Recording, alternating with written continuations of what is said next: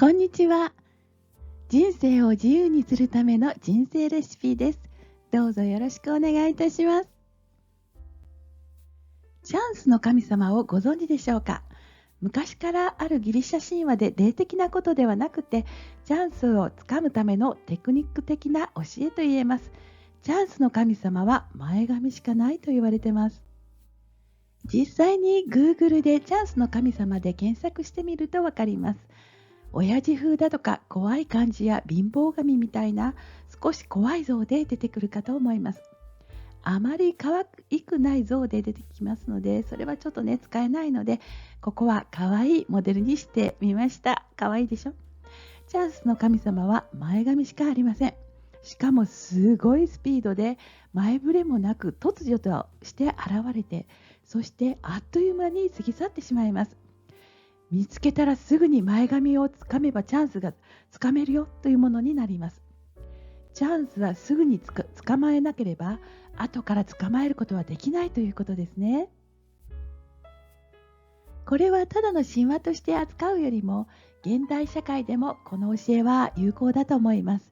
特に日本人は人が動くのを見て一緒に動くという方が多いです。人と同じようにしていると安心感さえあるという方がほとんどだと思います。人と同じを意識している間に、チャンスの神様は去ってしまった後になるのです。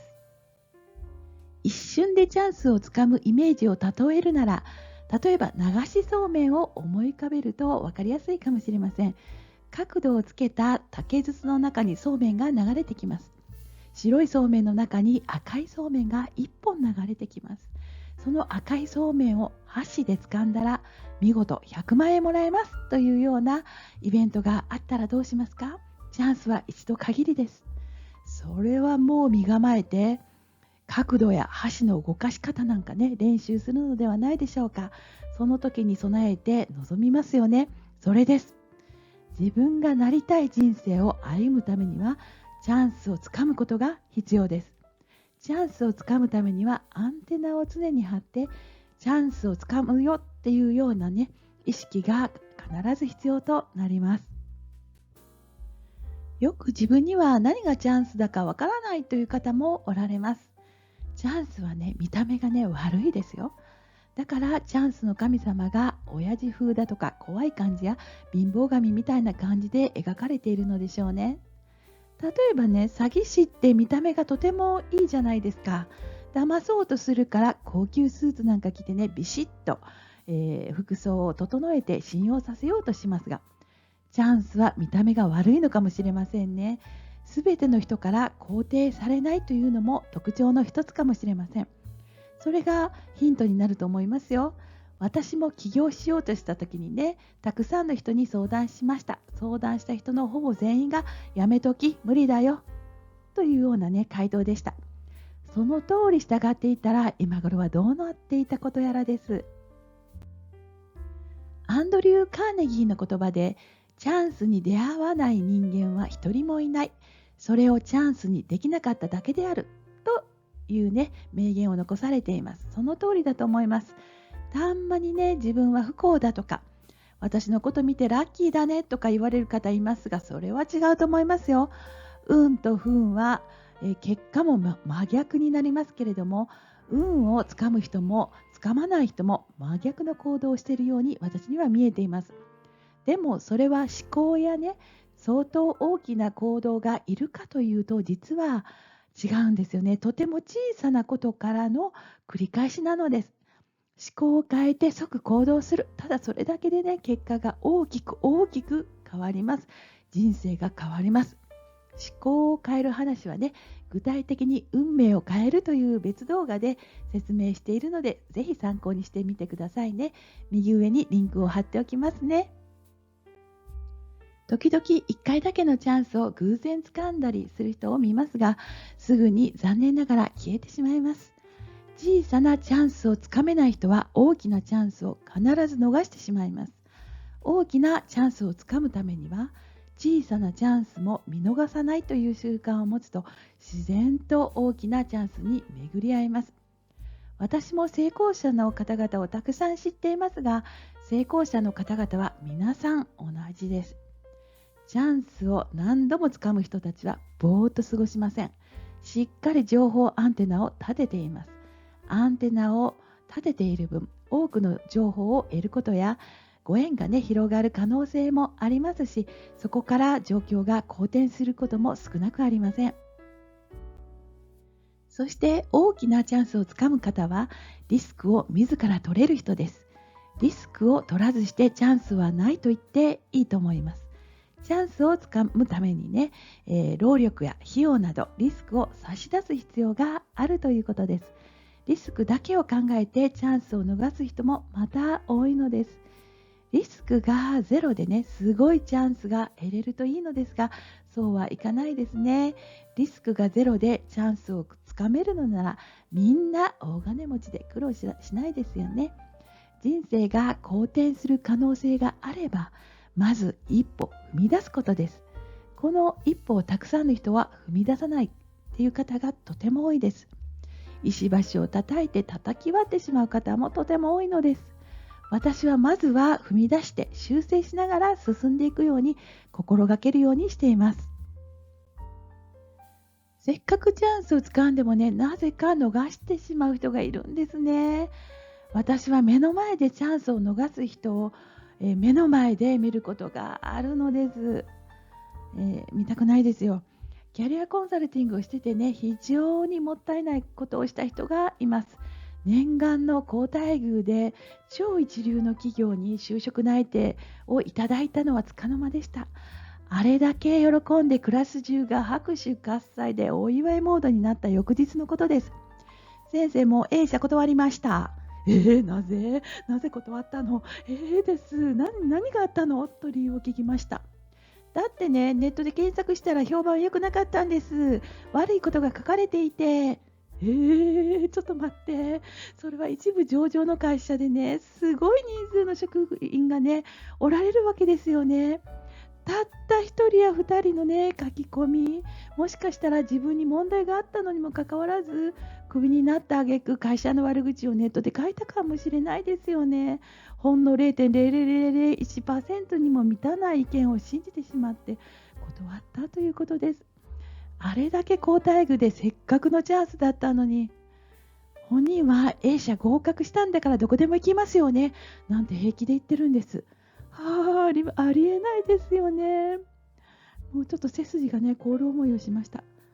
なぜなら急募で先方も急いでいた、そして超ラッキーが重なったっていうようなね中途採用だったのにね、その方は結局ね数年経っても断ったことを後悔しているとおっしゃっています。そういう時はとりあえずマイナス面がね見つかったとしても真実かどうか分かりませんよね。まずは就職してみて自分の目で確かめてみたらよかったと思います。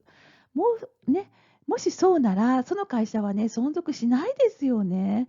そしてマイナスがね自分に当てはまった時にその時に辞めたらいいじゃないですかね。実際に1年後ね、うちのクラスから同じ弊社に就職した方はとても喜んでおられて、今でも現役で働いてるし、その A 社でなんと恋愛結婚もされてとても幸せに暮らしておられます。こういう話はねいっぱいあるのです。いくらこちらがね助言しても聞かない人は聞かないですからね。自分の小さな、思考、小さな領域だけでね、マイナスに傾いてしまったらすごく損ですよね。大きく羽ばたくこともできません。チャンスは逃げた時にやっと気がつくものです。後悔しない人生を送ってほしいなと思います。本田技研工業の創業者である本田宗一郎氏の名言で、成功は 99% の失敗に支えられた 1% だと言われています。99失敗して成功は1つということですね。人はね、だいたい3回でやめてしまうというような習性があります。これは勇気づけられますね。逆に言えば99回やったら1回は成功するということですよね。何もやらないよりやった方が絶対いいですよね。そして私の経験上ですが、最初は確かにねつかみにくいかもしれませんが、何度も重ねてやっていると確率が高くなってきます。やらないよりやることをお勧めします。私はピンチはチャンスなりという言葉が大好きで座右の銘にしています。ピンチの後ろには大きなチャンスが隠されています。そして失敗と書いて経験と読むように心がけています。失敗しても、ああ、いい経験したな。これはお金で買えないよね。というように思うようにしています。すると不思議と突破できるアイデアが浮かんだり、いい方向に向かいます。失敗した時にダメと思うか、いい経験したなと思うかで、これからの人生に大きく変わっていきます。誰でもピンチは嫌だと思うでしょうし、避けたいことだと思います。ですが、ぜひね、知ってほしいことは、ピンチの後ろには必ず大きなチャンスが隠れているということです。ピンチの時にその大きなチャンスって何だろうと考え出すと、答えは見つかりやすいのです。私はね、ピンチが目の前に来た時に解決していく手順として、まず自問自答します。こんな感じね。これは何を私に考えさせているんだろうとかね、解決した後ってどうなってる？乗り越えた後どんな感じになってる？そのね、乗り越えた後のご褒美って何？こんな感じで自問自答をするとね、当事者から離れて客観的に問題解決思考になります。そうすると自然と答えが導き出されるようになってきます。当事者でいるとね、どうしても被害妄想が出てきたり、自分は悪くない、誰々が悪い、自己防衛反応が出てきたりするものです。だから客観的にピンチを見た方が冷静な判断ができます。チャンスは自分で種をまいて時を待つ。そして収穫をする。だけどこの計画でねやっていても収穫せずに枯れてしまうっていうこともよくありますよね。だからこそいつ収穫するのかじっくり観察力、洞察力を持ってチャンスを伺わないといけないのです。チャンスが来るのを洞察力を持って掴む。いつもポジティブにいることも掴むためには絶対に必要なことでしょう。ピンチの時は逆に要注意です。チャンスが来てます。チャンス到来と私は思うようにしています。そのためにも自分の波動をね、常に高く持ち続けることが必要になります。そのチャンスが来たという感覚がね、自分の波動が高くなると分かるようになります。その波動を高くする方法は別動画で上げていますので、右上に出しておきます。参考にしてくださいね。チャンスの神様はチャンスをいかにつかむかという教えでもあります。チャンスは自分でつかむものです。今日の一言です。チャンスは行動する人のみつかめる。最後まで見ていただきましてありがとうございます。ご縁に感謝です。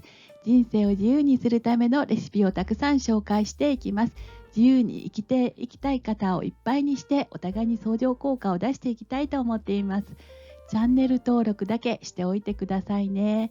またその時にご案内ができるかと思います。ミラクルを起こしていきましょう。では次回の動画でお会いいたしましょう。ありがとうございます。感謝です。